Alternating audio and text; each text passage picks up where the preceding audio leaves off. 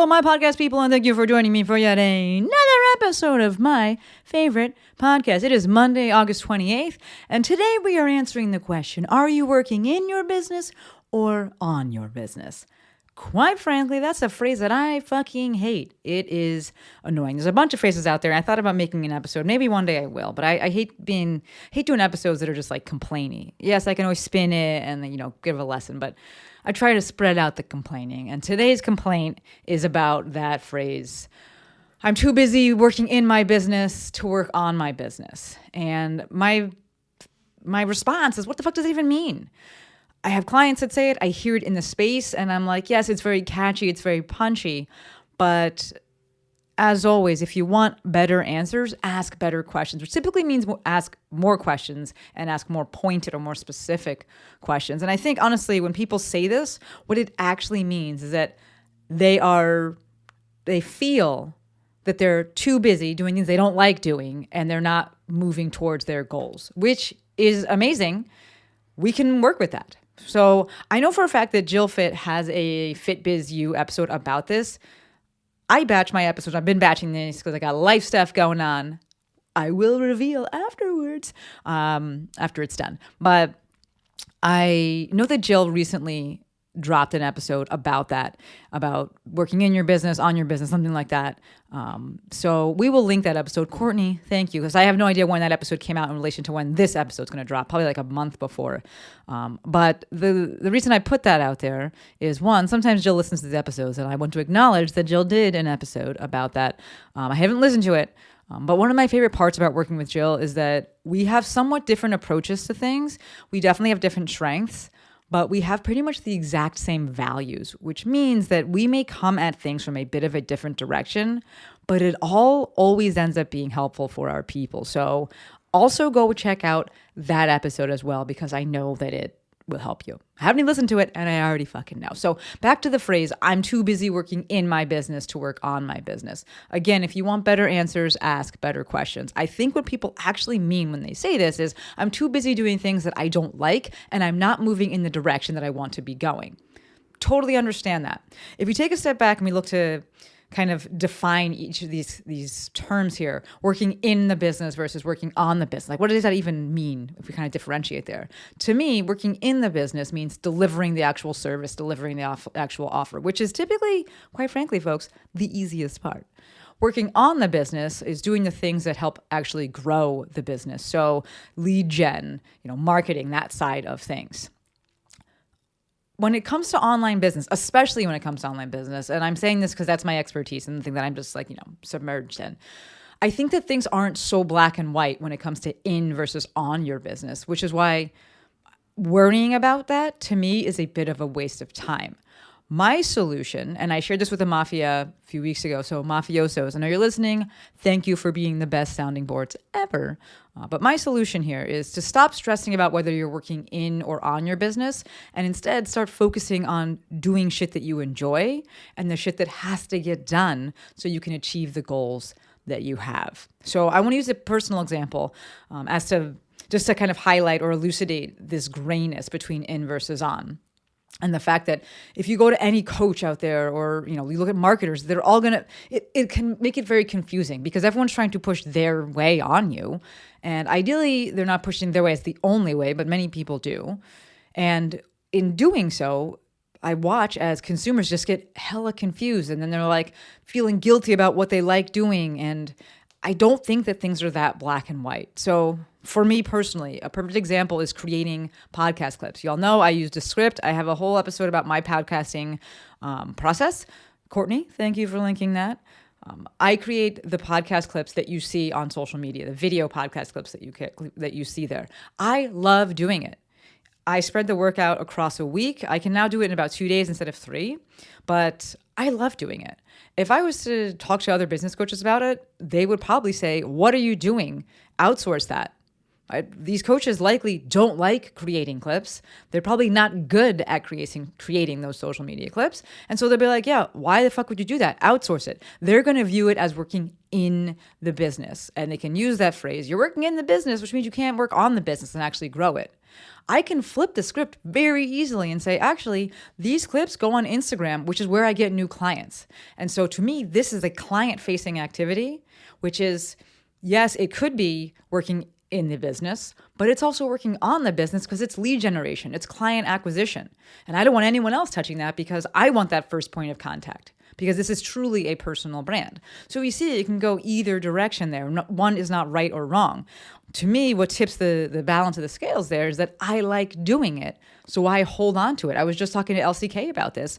Lori Christine King, we've had her on the podcast. She's a creator through and through.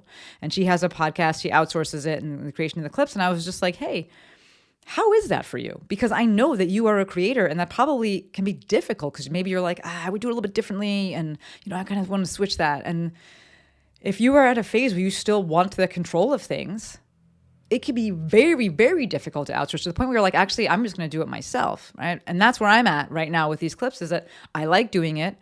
It is lead generation. It is lead acquisition. And to me, that's working both in and on the business. So I'm going to hold on to that. If we take podcasting, but we just do the audio side of it, take you to my journey there. I edited the first 150 episodes. Now I have the ever wonderful, she's fucking amazing, Courtney. I talk about her, or I don't know, I ask her something in every episode. So I know you folks listening, if you listen to more than one episode, you've heard me say her name. Even if you just listen to this episode, you heard. I've already been like, Courtney, thank you.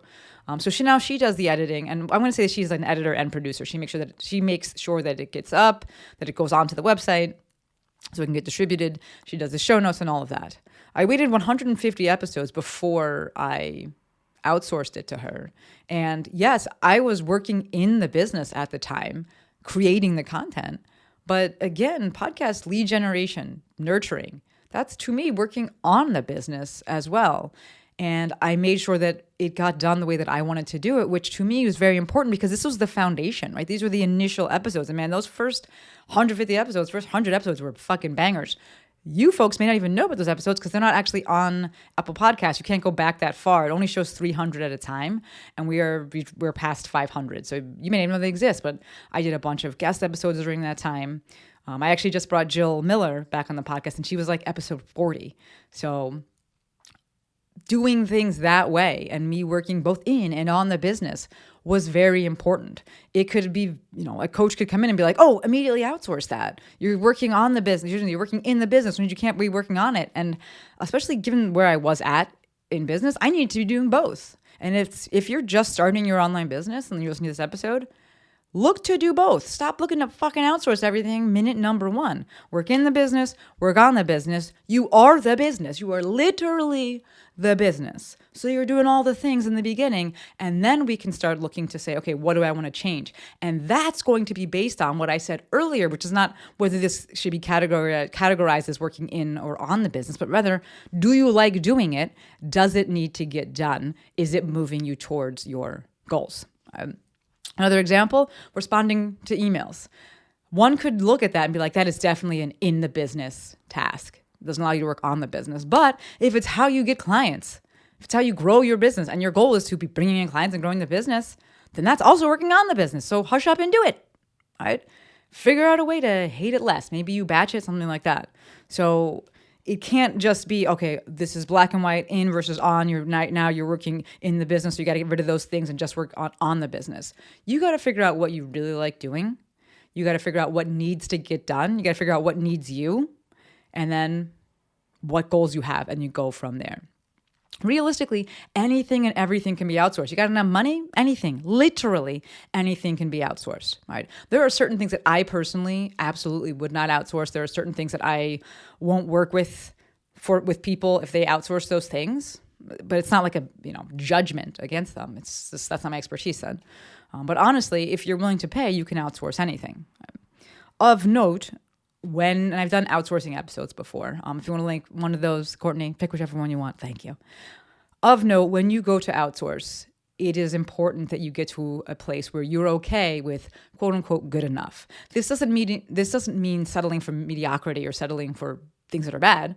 But if you're very good at what you do, or if you have very specific standards, or if you have a very specific vision, there's a good chance that someone else cannot do that exactly as you would. And that's okay, so long as you are okay with it, right? So if you've decided my time is better spent somewhere else, then you have to get okay with good enough and not be micromanaging people. One thing I always say as it relates to outsourcing is wait until you hate it. If you wait until you hate that task and you're at a point where you're like, anyone can do it, Rupert, that's my cat, you could do the task. It becomes so much easier to outsource because it becomes so much easier to be okay with good enough. I will say, while we're still talking about this outsourcing concept, if you're trying to organically grow an online business, stop looking to outsource from the fucking first second. Write your own shit. Write your own copy. Write your own sales copy. Write your own sales pages. Write your own copy that's on your website. Write your own emails. Write your own show notes. The product is in the process. Find your voice. Figure out your style. Build and establish your brand personality. And then, if you want, you can outsource things and basically look to have people emulate your style. That's where ghostwriting comes in, where you're like, hey, this is what I sound like. They can see this body of work. That's what I did with the podcast and show notes. I had 150 episodes. And when I was first asking Courtney, and seeing if it would be a good fit, it was like, hey, she did a phenomenal job, folks. She was like, okay, I've listened to the episodes. I think this is what your voice is. This is what I would do for the show notes. And she gave me a sample, and I was like, yes, I would say that. And it's not that I need to say it exactly in that way. If you've broken through the trust barrier because you've written so many things, you've sent so many emails, you've done so many sales pages, you've done so many posts, people know your voice, but they will accept slight deviations from your voice because they're just like, they assume it's you. So this isn't like about trickery. This is about you have the trust from your audience such that they know, even if you're not the one specifically writing it, that you've okayed it, that it's the same messaging, it's the same values and principles going into it. And they'll accept that, right? But that only comes after you've built the thing. And that comes from you doing it first, okay? So again, if you're sitting there and you're like, I'm working in my business, I don't have time to work on my business. Solution. Focus on doing the shit you enjoy and the shit that has to get done so that you can achieve the goals that you have. So the action items here. First, write out what you actually enjoy doing. I'm thinking about a client right now that I'm working with, and I'm like, that's the first step. Is like, what actually comes easily? What do you like doing? We're going to lean into that first. Because the other stuff, if you do decide to outsource, remember, wait till you hate it. The stuff you hate, it's a little bit easier to outsource. So first, write what you enjoy doing. Second, write out what your goals is or are. Are you trying to get more customers? You're trying to get more sales? What are you trying to do? Trying to get more content out there? 3, write out what needs to happen in order to achieve those goals. Then you decide if you want to be the one doing those things or if you want to have someone else doing them, right? We're getting actionable here. We're getting objective here. Get onto the spreadsheet here. My strong suggestion, again, is that you do the things first yourself and then you outsource. In versus on, it is gray. It is not black or white, and people will always use that grayness to justify doing things that they want to do and not doing the things that they don't want to do. And I'm okay with that and using that. This is why I lean into creating the podcast clips, because I like doing it. If I hated doing it, I could very easily be like, well, this doesn't really contribute to this or X, Y, and Z, and so I can outsource it. That's what's going to happen regardless. So I want you to get objective with that. Start with what you enjoy. Start with what you think needs to happen. Start with what goals you have, and then we can go from there. Wow, that was a lot right there.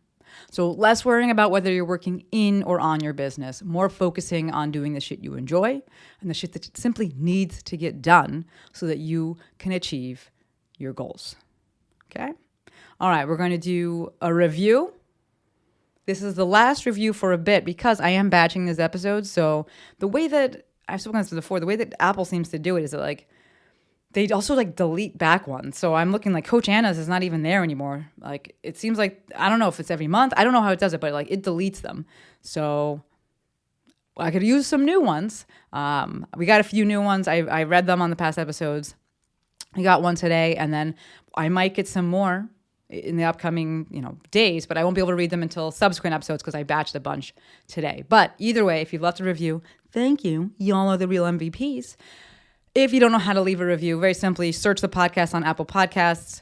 You find Maestro on the mic, you scroll all the way down, and you'll see an area to put in stars. That's ratings. If you want to leave stars, thank you. Please leave 5. Why would you leave anything else? Okay, I'm just going to say it. Please leave 5. And if you want to actually write something out and leave a review, I would love that. I just love reading them. I don't know if it helps people find the podcast. It definitely helps people once they found it to kind of decide if they want to watch or listen. But I just like reading them. It's a unidirectional platform. I'm talking into a camera right now, I'm talking to myself. And so I love hearing from you and knowing that it's landing, it's resonating, and it's helping you. So today's review is from Reader McReadington. It's probably my favorite name thus far. The title is So Much More Than Online Biz. Shantae is a gem. I've been following her for years on Instagram, and she lives and breathes her message. Live your best life. This is the underlying message to all of her podcast episodes, at least all the episodes I've listened to, and I've listened to a lot. My heart explodes. It's so clear that that's ultimately what she cares about. All the helpful and insightful bits of information, all the tangible action steps, all the ins and outs of online business. She frames them all around supporting you in living your best life and doing what makes you happy, whatever that looks like for you. This person gets me. This person gets me. This podcast has become a regular part of my week, and I'm always rejuvenated and ready to take action after listening. Reader McReadington, this is... I screenshot it and then I put it onto this little outline that I'm reading from. I try not to read the actual, review until I am doing the episode. So I don't know. Hopefully I don't get a bad one and I just start reading it on this thing. But this is literally the first time I'm reading it, and it's just, y'all are amazing, and I'm truly, truly grateful for the reviews. So thank you, Reader McReadington. You the real MVP. One announcement, and I'll leave y'all alone. Doors open next Monday, September 4th, for round 14, folks. Round 14 of my Instagram Intensive. The Instagram Intensive is my 6-week online group coaching program that teaches health and fitness pros exactly how to use Instagram for online business. So if that sounds interesting, something you've been looking into or wondering about, the link for that to register and has all the information on the sales page. And I wrote all of that copy. It will be in the show notes. If you got questions about the intensive, go ahead and shoot me a DM at The Movement Maestro. Would love to have you. All right, we're going to wrap it up there. As always, endlessly appreciative for every single one of you. Until next time, friends, Maestro